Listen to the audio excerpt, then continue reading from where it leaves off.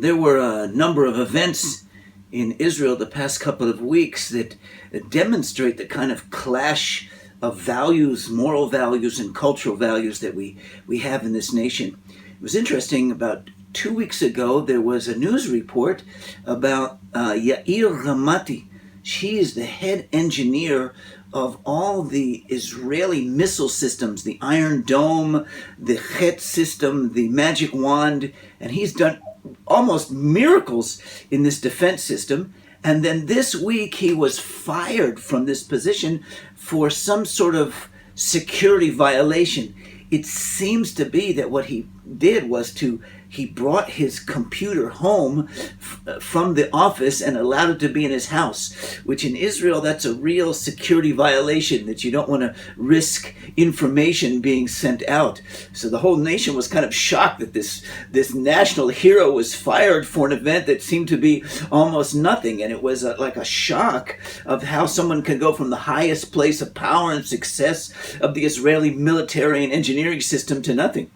Another similar case, in a funny way, was Bar Raffaeli, who is Israel's super top model, whose pictures is found everywhere in this country on posters and billboards, and makes millions of dollars from her modeling. And she was just brought under investigation for tax fraud and evasion, which of course brought up a number of interesting, humorous responses to whether people really want her to be convicted or not.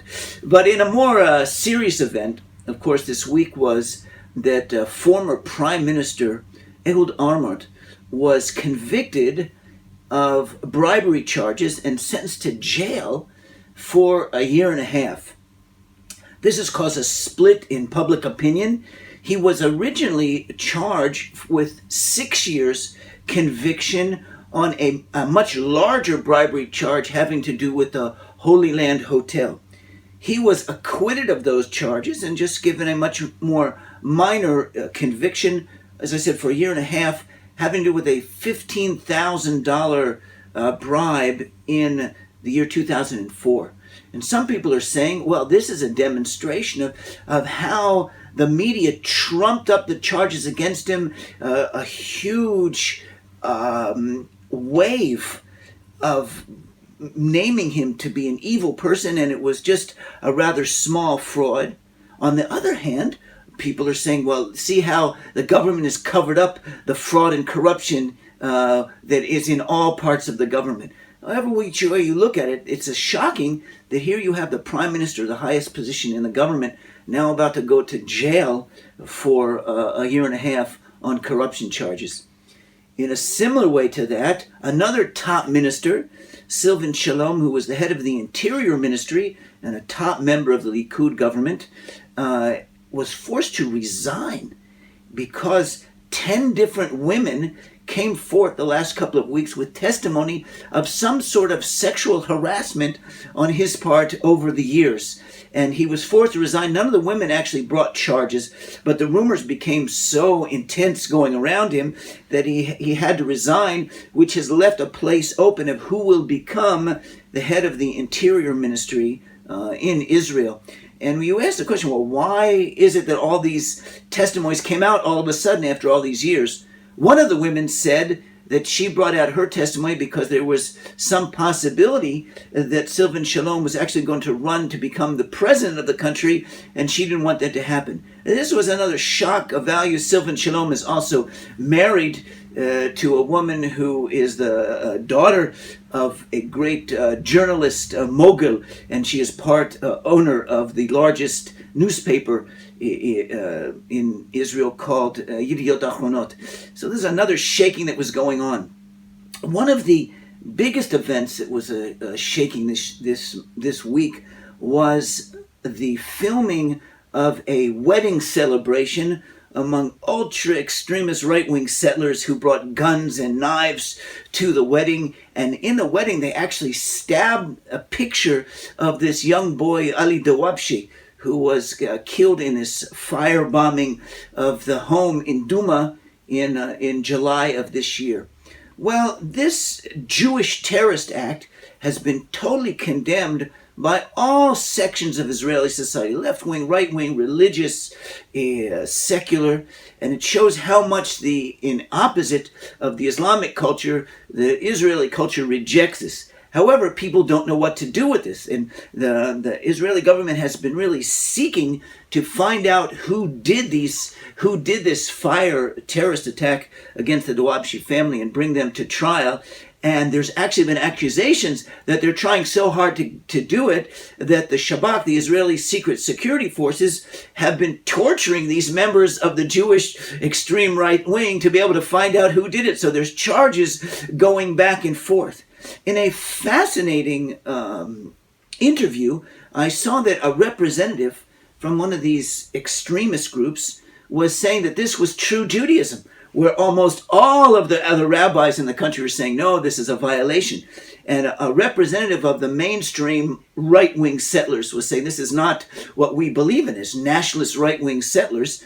And this other man representing these extremists said, no, this is what it says in Jewish halakha. And he quoted a famous rabbi named Rambam who said that it was not considered murder if a Jew killed a Gentile. And of course, this is shocking and raising up the question within Judaism, what is real Judaism? What is extremism? How do you react to it? How do you deal with racism in some of the rabbinic literature? And it's a big conflict that's going on before them. And actually, the mainstream of the religious right has made some very good statements in saying that they are for the government of Israel and they support all of the security forces, the police and the army. And when these extremists go and take up weapons to do terror, that's totally against their worldview. A fascinating discussion about the use of weapons under legitimate authority of the government versus terror and taking up of weapons, even if it's in a Jewish group. A very deep discussion that's going on. On the opposite side of that, there is an ultra left-wing group called Breaking the Silence, who's brought a group of past soldiers from Israel who are accusing Israel of all kinds of wrongdoing and really going in extreme measures to bring a bad name upon the name of Israel. The Israeli Justice Minister, Ayelet Shaked, decided to propose a law that would investigate these nonprofit organizations of where they're getting funding, particularly ones that would blaspheme the Israeli soldiers, which are kind of the Israeli army is very esteemed here within the country. Now, when she brought that up, amazingly enough, two professors at Hebrew University, Kasif and Goldblum, charged her this week of being a neo-Nazi.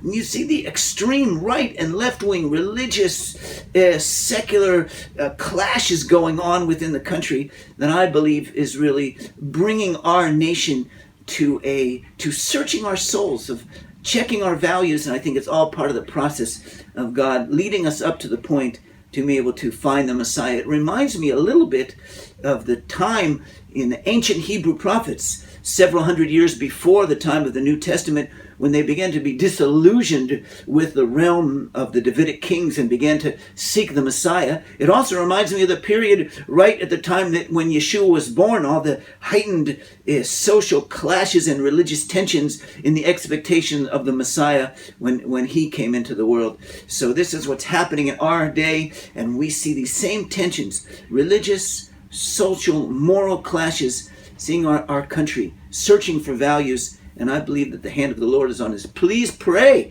for our people to come to know the truth as we try to work our ways through all these difficult social and moral issues. Thank you.